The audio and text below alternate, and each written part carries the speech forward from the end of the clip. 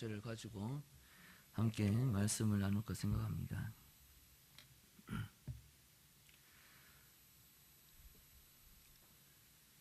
이스라엘에게서 있어서 장자의 보호 이렇게 이야기하면은, 장자권 이렇게 이야기하면은, 장자는 다른 형제들보다 2배의 분깃을 받게 됩니다.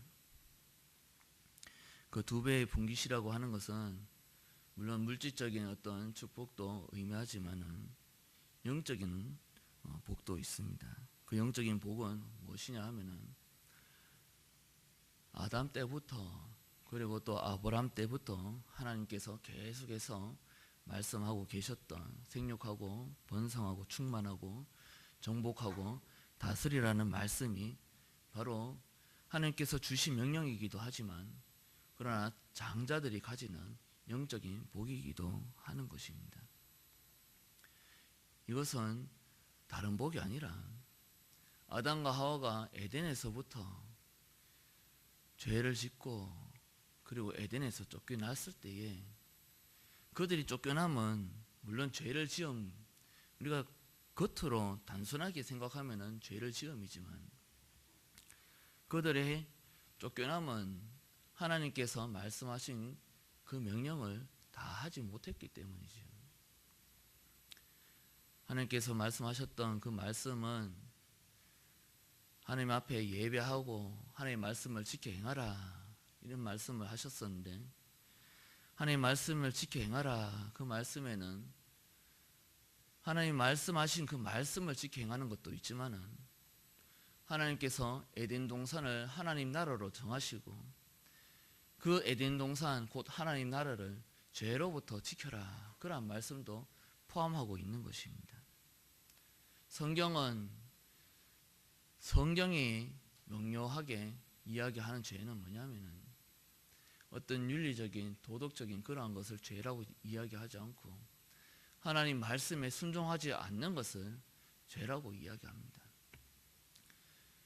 하나님께서 아담과 하와에게 말씀하셨던 말씀 중에서 생육하고 번성하고 충만하고 정복하고 다스리라 하셨던 말씀은 곧 하나님 나라를 계속해서 확장해 나가라는 지상 명령입니다. 이 명령 또한 다 하지 않으면은 하나님 앞에 죄다라는 것이지요. 이것이 죄이기도 하지만은 또 장자로서 또 마땅히 이것을 지켜해 나가야 되는 명령이기도 하고 또 이것이 하나님께서 주시는 영적인 기업이다. 이렇게 성경은 우리에게 말씀하고 있습니다. 그래서 장자의 축복이다, 장자의 복이다 이렇게 이야기하면은 우리가 물질적인 어떤 그러한 분기만 생각하는 것이 아니라 하나님의 언약도 함께 생각해야 되는 것입니다. 당시 창세기는 나라 개념이 아닌 족장 개념에 가까운 사회였습니다. 아브라함 족장, 야곱 족장 이렇게 족장 시대에 살고 있는 시대가 바로 창세기인데 이때는 장자라는 개념이 굉장히 중요합니다. 오늘날에는 대통령 이런 것들의 개념이 중요하지만 당시에는 장남이 그 족장이 되는 그러한 사람이었기 때문에 굉장히 중요한 어떤 역할을 하는 것이지요. 그래서 그 장자가 기업을 물음을 받되 물질의 복도 받을 뿐만 아니라 하나님의 언약의 복도 받음으로써 족장으로서 하나님 나라를 세워나가야 되는 그러한 것을 성경은 말씀하고 있습니다. 오늘 본문에는 우리가 야곱의 축복이다라고 널리 알려져 있는 본문인데 우리가 이러한 장자의 축복권 이러한 것을 생각할 때에 당연히 복을 받아야 하는 사람은 누구냐 하면은 르우벤이죠. 르우벤이 장자로서 당연히 물질적인 복도 그리고 영적인 복도 다 받아야 되는 그러한 자격을 갖춘 자입니다. 당연히 우리가 생각할 때 장자가 받아야지 라는 생각과는 달리 오늘 본문은 완전히 우리의 생각을 뒤집어 놓습니다. 통치권과 물질의 축복, 이 두 가지가 나뉘어지면서 유다에게는 통치권이, 물질의 복은 요셉에게 이렇게 나뉘어지는 것은 오늘 창세기 49장을 통해서 볼 수 있는 것입니다. 그러면 왜 르우벤이 이 복들을 누리지 못하고 유다에게서 통치권을 받게 되는가? 족장으로서 리더의 자리에 유다가 앉게 되는가? 우리가 그것을 나누면서 하나님이 우리에게 주시는 메시지가 무엇인지, 교훈이 무엇인지 함께 나누기를 원합니다. 오늘 본문 1절에 보면은 야곱이 그 아들들을 불러 이르되 너희는 모이라, 너희가 후일에 당한 일을 내가 너희에게 이르리라, 이렇게 야곱이 말씀하고 있습니다. 너희가 후일에 당한 일에 대해서, 후일에 당한 일을 이렇게 말씀하고 있는데, 이 후일이라는 단어가 성경에서 여러 번 등장합니다. 주로 많이 번역되기로 마지막 날에 이렇게 많이 번역이 되고, 그런데 오늘 본문에는 마지막 날에 이렇게 번역하지 않고 후일에 이렇게 번역하고 있습니다. 히브리어 성경으로 우리가 직역해 본다면 마지막 그날에 이렇게 말씀합니다. 마지막 그날에. 주로 신약 성경에서는 그날 이렇게 이야기하면은 마지막 날 하나님께서 심판하시는 그날을 의미하죠. 그런데 오늘 본문에서 마지막 날에 이렇게 번역하지 않고, 마지막 그날에 이렇게 번역하지 않고 후일에 이렇게 번역하는 것은 마지막 날 종말론적인 어떤 일을 두고 예언하는 그러한 말씀이 아니기 때문에 후일에 이렇게 번역하고 있습니다. 그러나 그날에라고 말씀하고 있는 것은 비록 마지막 날에 있을 일은 아니지만 하나님께서 정하신 날이다라는 것을 그날 이렇게 말씀하면서 우리에게 말씀하고 있는 것입니다. 그날이라는 것은 어떠한 그러한 날이 아니라 주님께서 정하신 날, 이러한 중요한 어떠한 메시지를 담고 있는 것이지요. 그래서 주님께서 정하신 날에 49장에 야곱이 하는 이 일들이 다 성취되어진다라는 것을 말씀하고 있는 것입니다. 그러면 이 성취되어지는 일은 무엇의 근거로 이러한 일이 이루어지는가, 또 무엇에 대한 일인가 우리가 생각할 때 본문 28절에 보면은 말씀해주고 있습니다. 이들은 이스라엘 12지파라. 아직 이스라엘 12지파가 생성되기 전에 이들은 이스라엘의 12지파라. 이와 같이 그들의 아버지가 그들에게 말하고 그들에게 축복하였으니 곧 그들 각 사람의 분량대로 축복하였더라. 이렇게 말씀하고 있습니다. 지금 야곱이 축복하면서 이 축복에 대한 말씀은 곧 이스라엘에 대한 말씀, 이스라엘 국가에 대한 말씀을 하고 있는 것입니다. 생육하고 번성하고 정복하고 충만하고 다스리라는 이 말씀, 곧 하나님 나라에 대한 말씀으로 지금 49장에 말씀하고 있다라는 것이지요. 그런데 각 사람의 분량대로 이렇게 말씀하고 있습니다. 각 사람의 분량대로. 이 분량대로라는 것은 어떤 역량 이러한 것을 의미하는 것이 아니라 각 사람의 행실대로 이렇게 직역하면 이렇게 번역할 수 있습니다.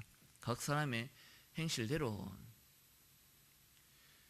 우리가 1절과 28절 말씀을 연결해서 우리가 생각해 볼 때에 비록 마지막 날에 대해서 말씀하고 있는 건 아니지만, 그러나 곧 마지막 날의 심판의 날에도 주님께서 그 날에 우리의 각 행한 대로, 행실대로 우리에게 축복하신다라는 것을 우리가 예상할 수 있는 겁니다.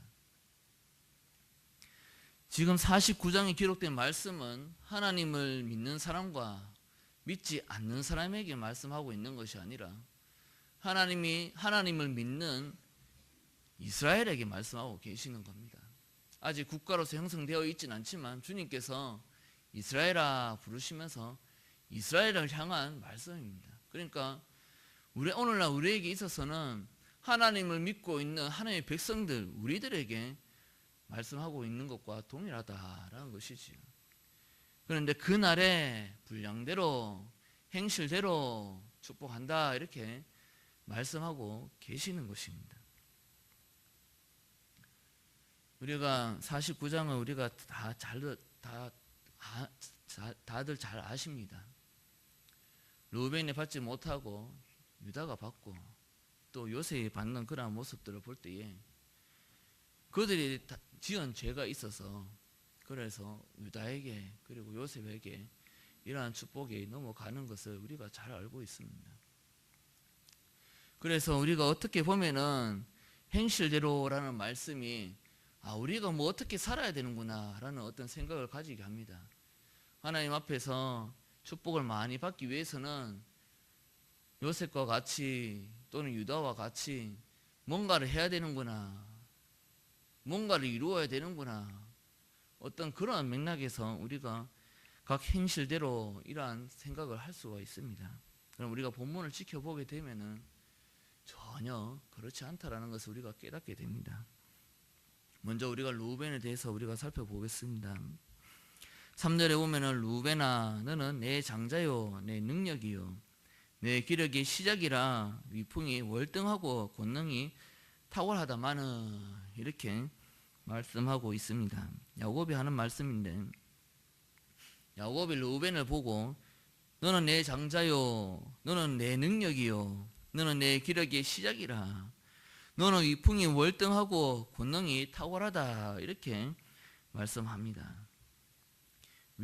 위풍이 월등하고 권능이 탁월하다 이 말씀에서 월등하고 탁월하다 이 두 단어는 동일한 단어입니다. 다시 우리가 번역해 보면은 위엄이 위풍이 으뜸이며 권능도 으뜸이다 이렇게 번역할 수가 있습니다.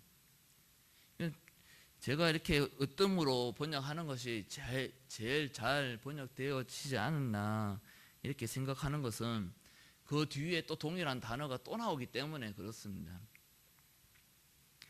우리가 으뜸이라 하면은 첫 번째 제일 좋은 거 이런 어떤 의미가 있지 않습니까? 위엄이 으뜸이며 권능도 으뜸이다 이렇게 말씀하는데 그 뒤에 4절에 뭐라고 말씀하고 있는가 하면은 물의 끓음 같은즉 너는 탁월하지 못하리니 내가 아버지의 침상에 올라 더럽혔음이로다 이렇게 말씀하고 있습니다. 물의 끓음 같았은즉 물의 끓음 같았은즉 이 말은 우리나라 어떤 민담에 보면은 이런 말이 있죠.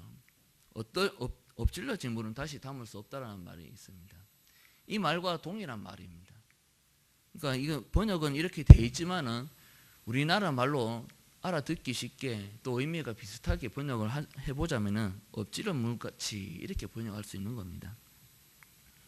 물의 끓음 같은즉 엎질러진 물을 다시 담을 수 없는 것 같이 너는 탁월하지 못하리니 이렇게 말씀하고 있는 겁니다. 여기서 탁월하다라는 것은 앞에 나왔던 월등하고 탁월하다 이 단어와 동일한 단어입니다. 그래서 이미 물이 엎질러진 것과 같이 너는 으뜸이 되지 못한다. 다시 바꿔서 얘기하면 너는 장자가 되지 못한다. 이렇게 말씀하고 있는 것이죠. 너는 위풍도 으뜸이고 권능도 으뜸인데 그러나 물이 이미 엎질러져서 주워 담을 수 없는 것처럼 너는 으뜸이 될 수 없다. 이렇게 말씀하고 있는 것입니다. 왜 물이 엎질러진 물과 같으냐? 우리가 살펴보면 그 뒤에 아버지의 침상에 올라 더럽혔음이로다 이렇게 말씀하고 있습니다. 아버지의 침상을 더럽혔다라고 말하고 있는 것은 어떤 사건을 두고 이야기하고 있는 겁니까? 창세기 35장에 르우벤이 비라와 통관한 사건을 두고 이야기하고 있는 것입니다. 35장 22절에 보면 이스라엘이 그 땅에 거주할 때에 르우벤에 가서 그 아버지의 첫 빌라와 동침하매 이렇게 말씀하고 있습니다. 이 아버지의 첩과 동침하는 것은 우리가 10계명으로 따져보면 5계명과 7계명을 범한 범죄입니다. 부모를 공경하지 않고 간음하는 죄. 5계명과 7계명을 우리가 이야기할 수 있는데, 당시에는 족장이나 왕의 어떤 첩이나 어떤 아내를 간통하거나 통간하게 되면은 그것은 단순히 어떤 성적인 범죄가 되는 것이 아니라 권위에 대한 도전입니다. 우리가 성경의 여러 본문에서 우리가 찾아볼 수 있는데, 이러한 모습은 내가 맘먹겠다 이런 뜻입니다. 내가 아버지의 권위에 도전하겠다, 아버지와 맘먹겠다 이런 뜻이지요. 장자로서 가만히 있으면 어차피 족장이 될 것인데 그것을 기다리지 못하고 내가 아버지와 맘먹겠다 이렇게 해가지고 통관하는 죄를 저지른 것입니다. 이건 단순히 어떤 부모에 대한 범죄, 어떤 성적인 간음 이러한 죄에서 멈추지 않습니다. 왜냐하면은 족장과 왕은 하나님께서 세우셨기 때문이죠. 왜 하나님께서 세우셨는가? 우리가 생각해 보면은 족장 시대에는 족장을 통해서 언약을 성취해 나가셨고, 왕정 시대에는 왕을 통해서 하나님께서 약속하신 그 언약을 성취해 나가셨기 때문에 하나님은 그 언약을 성취하시기 위하여서 각 사람을 세웠기 때문에, 다시 바꾸어서 이야기하면은 족장과 왕은 하나님의 언약을 성취하기 위해서 하나님이 친히 세운 사람이기 때문에 그의 권위에 도전한다는 것은 곧 바꾸어서 하나님의 권위에, 하나님의 주권에 도전하는 것과 마찬가지였습니다. 엄청난 큰 죄를 저지른 것이지요. 아버지에게만 대항하는 어떤 대적하는 그러한 죄로 멈추는 것이 아니라 왕이신 하나님, 하나님 되신 여호와께 범죄한 사건인 것입니다. 그래서 하나님께서 보셨을 때에 하나님 앞에 대적하는, 하나님 권위에 도전하는 그에게 어떻게 언약을 맡기겠습니까? 어떻게 하나님께서 약속하신 그 언약을 계승하도록 하시겠습니까? 그래서 그 일로 통하여서 이미 엎질러진 물과 같이 다시 주워 담을 수 없는 것처럼 너는 하나님 앞에 주권에 도전하였기 때문에 하나님께서 너를 통해서 일하시지 않는다 말씀하고 계시는 겁니다. 그렇다고 해서 르우벤이 지옥 가는 것은 아닙니다. 하나님을 믿는 백성입니다. 하나님을 믿는 백성에게 하시는 말씀입니다. 그러나 하나님께서 내가 너를 통해서 일하지 않겠다라는 것이지요. 그리고 뒤에 5절 6절에는 시므온과 레위에 대해서 말씀합니다. 시므온과 레위는 형제요 그들의 칼은 폭력의 도구로다 이렇게 말씀합니다. 시므온과 레위는 형제요 이렇게 말씀하고 있는데, 여기서 형제라는 단어는 물론 형제라고도 번역할 수 있는데 저자는 어떤 피부치 형제를 말하기 위해서 이렇게 기록한 것이 아닙니다.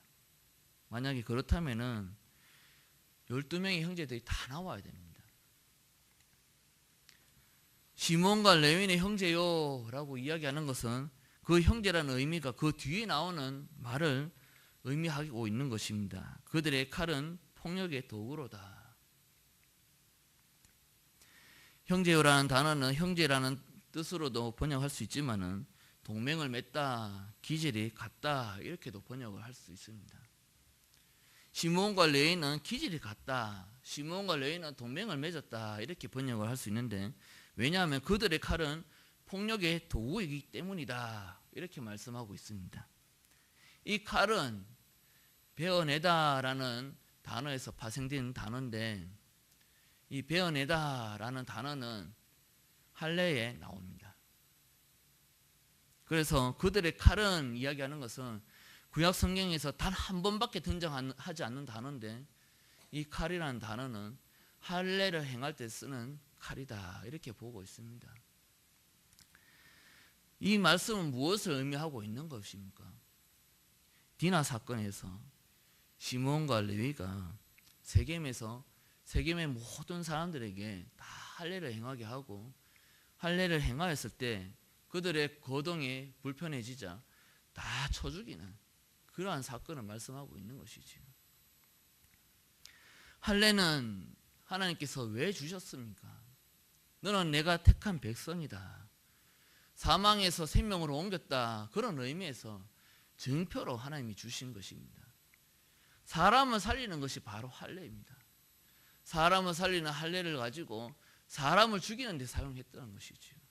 이것 또한 하나님의 은혜에 대한 도전입니다.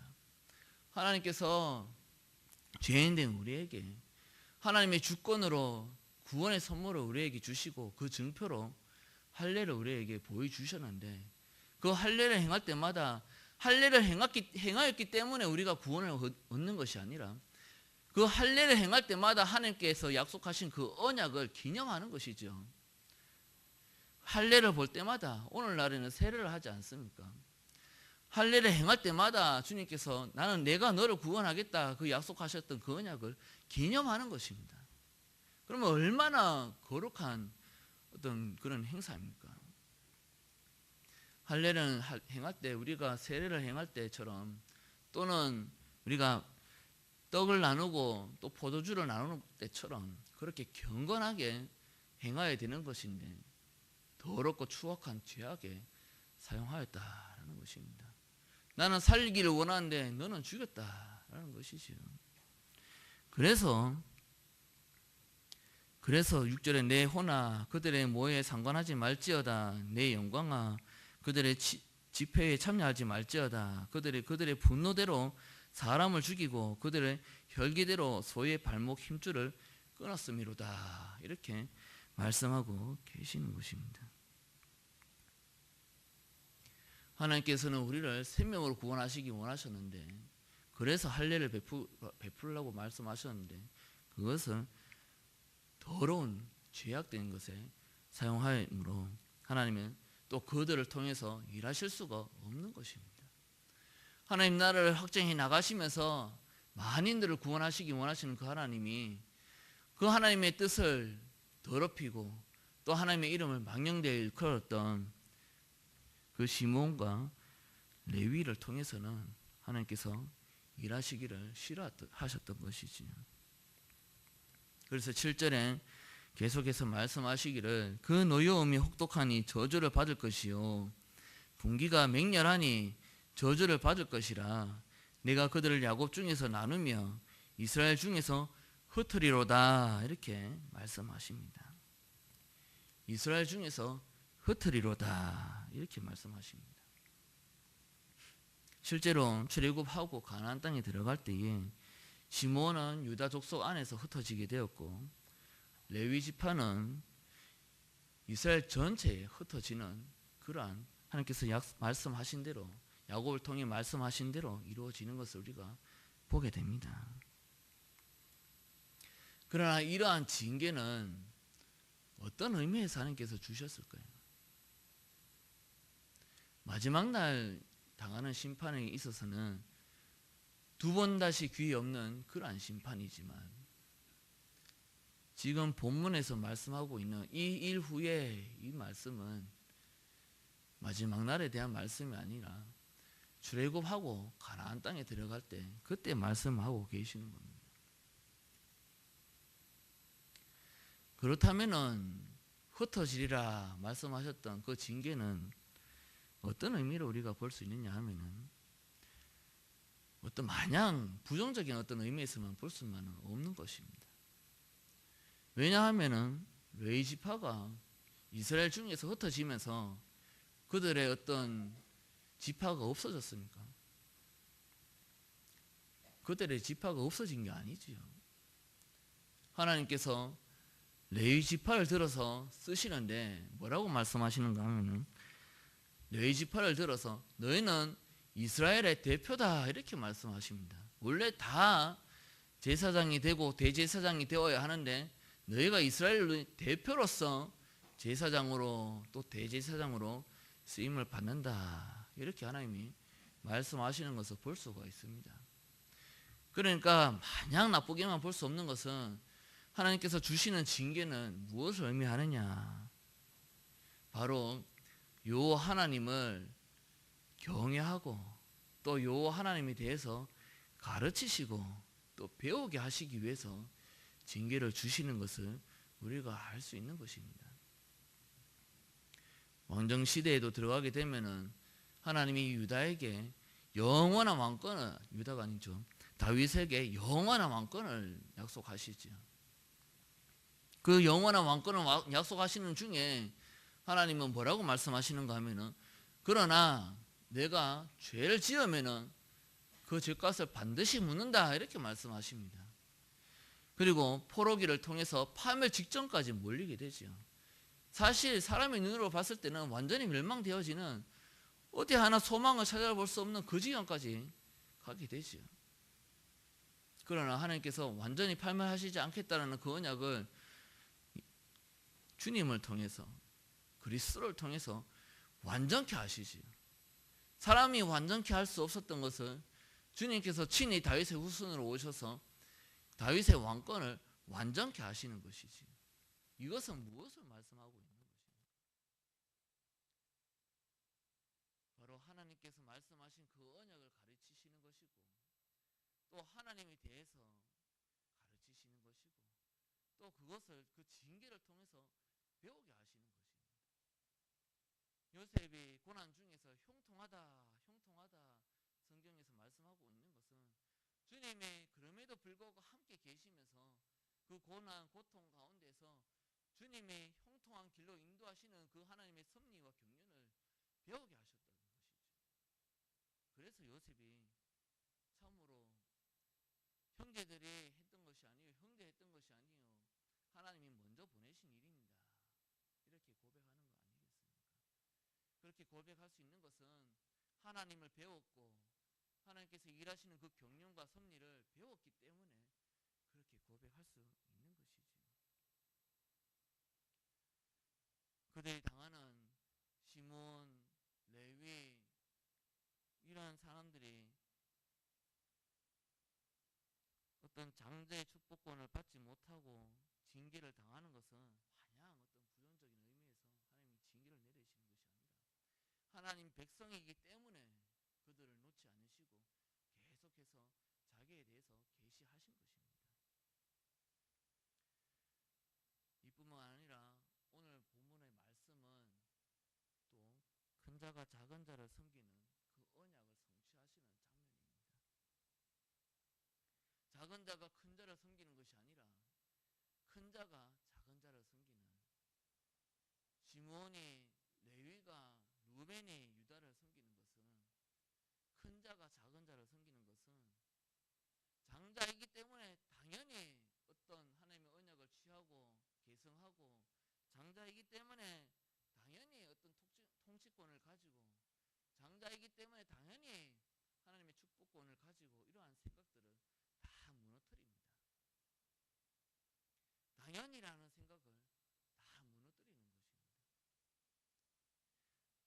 작은 자, 당연히 세우지 못할 그 작은 자, 아무런 자격 없는 그 작은 자, 그 작은 자를 세우시면서 큰 자가 작은 자를 섬기게 하신 것은, 오로지 하나님께서 구원을 베푸시는 은혜는 우리가 자격이 있기 때문이 아니에요. 하나님께서 작정하셨고 하나님께서 창세전에 정하셨기 때문에, 그래서 구원을 얻는 것이다라는 것을 우리에게 가르치시는 것입니다. 우리가 앞에 있는 루벤이나 시몬이나 유다를 생각할 때 그들이 하나님 앞에서 바르게 행하지 못하였으므로 두 번의 기회를 주어지지 않고 하나님 앞에 쓰임받지 못하는 그러한 장면을 바라보면서, 우리는 하나님 앞에 어떻게 살아야 되는가, 죄를 지을 수밖에 없고 넘어질 수밖에 없는 우리가 어떻게 우리가 한 번에 완성된 그러한 온전한 삶을 살 수 있겠는가, 그러한 고민들을 큰 자가 작은 자를 섬긴다는 그 언약으로 다 무너뜨려 주시는 겁니다.